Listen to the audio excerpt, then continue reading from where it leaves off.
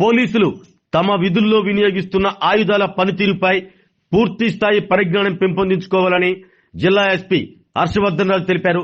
జిల్లా పోలీస్ శాఖ ఆధ్వర్యంలో ఫైరింగ్ సాధన ప్రక్రియలో భాగంగా చేబుకూర్తినందుగల జిల్లా ఫైరింగ్ రేంజ్ లో పోలీస్ అధికారులకు నిర్వహించిన వార్షిక ఫైరింగ్ ప్రాక్టీస్ సెషన్ ను ఆదివారం జిల్లా ఎస్పీ సందర్శించి అక్కడ జరుగుతున్న ఫైరింగ్ ప్రక్రియను పరిశీలించి అధికారులకు పలు కీలక సూచనలు చేశారు.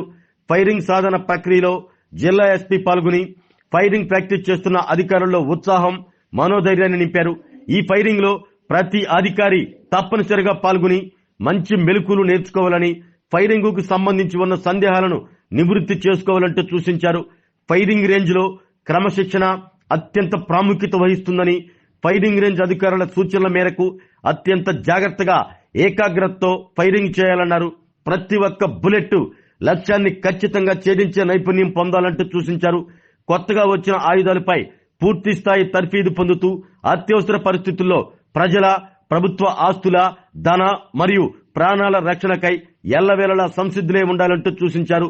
శాంతి భద్రతల పరిరక్షణలో పోలీసుల సేవలు అత్యంత కీలకమని, అందుబాటులో ఉన్న ఆధునిక సాంకేతిక పరిజ్ఞానాన్ని సమర్థవంతంగా వినియోగించి జిల్లా పోలీస్ శాఖ ఉన్నతి సాధనలో ఎల్లప్పుడూ ముందడుగు వేయాలంటూ సూచించారు. ఫైరింగ్ లో ప్రతిభ కనబరిచిన పోలీసు అధికారులను అభినందించి రివార్డు ప్రకటించారు.